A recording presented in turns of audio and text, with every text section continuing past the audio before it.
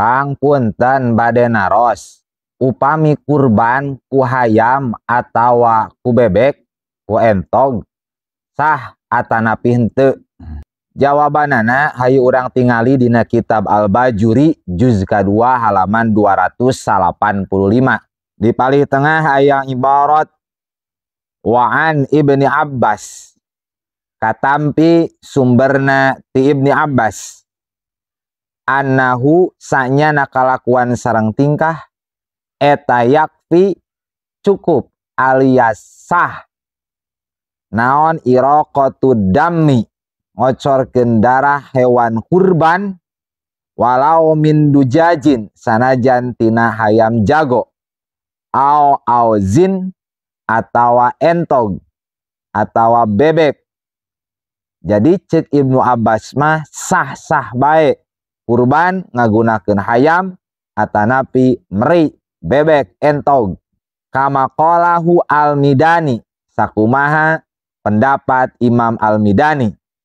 Wa kana bukti sa syaikhuna guru kami, guruna pengarang kitab, guruna Syekh Ibrahim Al-Bajuri rahimahullah eta ya'muru marentah ieu syaikhuna al-faqira kajalma faqir bitaqlidihi kalawan ngikuti pendapat Ibni Abbas.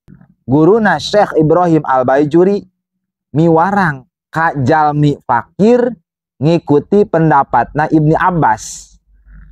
Teu mampu kurban ngagunakeun bahimatil an'am sapi, embe, domba, onta, munding teu sanggup ku eta kurban bae ngagunakeun hayam atanapi entog atanapi meri atanapi kalkung sah menurut pendapat Ibnu Abbas. Malah guruna Syekh Ibrahim Al-Bajuri marentah ka jalma fakir supaya ngikuti pendapat Ibni Abbas.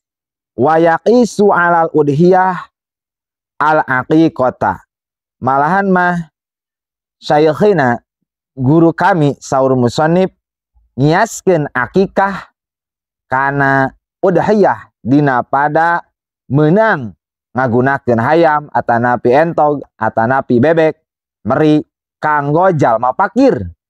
Wa yaqulu sareng syaikhina guru kami mengatakan liman kajalma ulida anu dilahirkeun lahu pikeun si eman saha mauludun anak. Guru kami nyangem kajalmi anu nembe lahiran nembe ngalahirkeun putrana nyangem kieu uqa bidikah mun anjeun teu mampu akekah ngagunakeun kambing ngagunakeun domba sok akekah bidikah kalawan hayam ala mazhabi Ibni Abbas sebagaimana pendapat Ibni Abbas. Kade ieu saur syaikhina guruna Syekh Ibrahim Al-Bajuri nyangemkeun marentah ngikuti pendapat Ibni Abbas teh kanggo jalma fakir. Anapun jalmi anu teu kalebetkeun kategori fakir teu kedah ngikuti kana pendapat Ibni Abbas. Jeung ulah hoyong ngikuti pendapat Ibni Abbas.